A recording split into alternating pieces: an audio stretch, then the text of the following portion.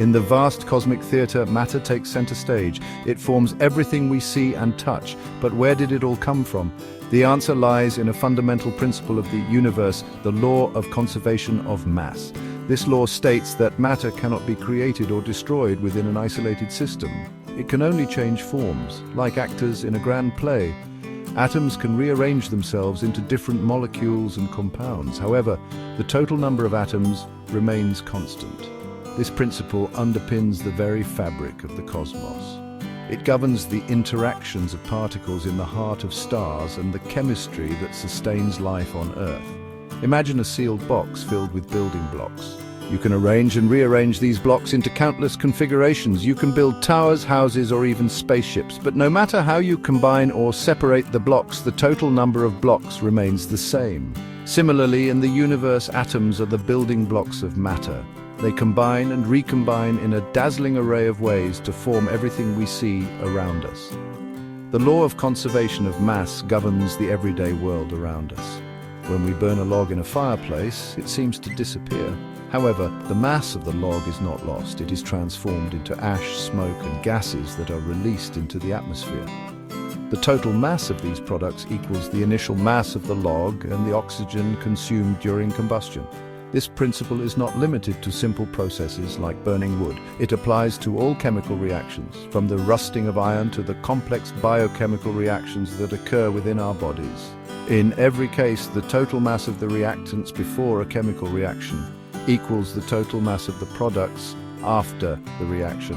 Atoms are merely rearranged, not created or destroyed. Let's delve into the microscopic realm to witness this principle in action.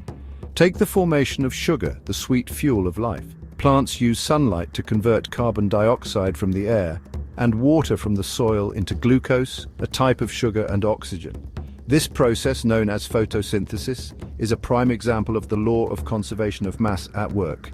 The chemical equation for photosynthesis is 6CO2 plus 6H2O gives you C6H12O6 plus 6O2. This equation tells us that 6 molecules of carbon dioxide combine with 6 molecules of water to produce 1 molecule of glucose and 6 molecules of oxygen. Notice that the number of atoms of each element remains the same on both sides of the equation. 6 carbon atoms, 12 hydrogen atoms, and 18 oxygen atoms are present both before and after the reaction. Now let's consider combustion, the process of burning. When we burn methane, the main component of natural gas, it reacts with oxygen in the air to produce carbon dioxide and water. The chemical equation for this reaction is CH4 plus 2O2 gives you CO2 plus 2H2O. Again, the number of atoms of each element remains constant. 1 carbon atom, 4 hydrogen atoms, and 4 oxygen atoms are present on both sides of the equation. Propane, another common fuel, undergoes a similar combustion reaction. When propane burns, it reacts with oxygen to produce carbon dioxide and water. The balanced chemical equation for this reaction is C3 H8 plus 5O2 gives you 3CO2 plus 4H2O. Once more, the law of conservation of mass holds true. 3 carbon atoms, 8 hydrogen atoms, and 10 oxygen atoms are present both before and after the reaction. These examples illustrate that atoms are neither created nor destroyed during chemical reactions. They are simply rearranged into different configurations, much like the building blocks in our sealed box analogy. But where did these atoms come from in the first place? To answer this question, we must journey back to the very beginning of the universe, to the event that marked the birth of space, time, matter, and energy, the Big Bang. In the infinitesimally small fraction of a second after the Big Bang, the universe was an unimaginably hot and dense soup of elementary particles. As the universe expanded and cooled, these particles began to combine. Protons and neutrons formed the nuclei of atoms, while electrons zipped around them. However, the early universe was too hot for atoms to remain stable. The intense heat stripped electrons from atoms, creating a sea of ionized plasma. It was not until about 380,000 years after the Big Bang that the universe had cooled enough for electrons to be captured by atomic nuclei, forming the first neutral atoms. These atoms were primarily hydrogen and helium, the simplest and most abundant elements in the universe. Over time, gravity drew these primordial atoms together, forming vast clouds of gas. These clouds eventually collapsed under their own gravity, igniting the first stars. Within the fiery furnaces of stars, a process known as stellar nucleosynthesis began.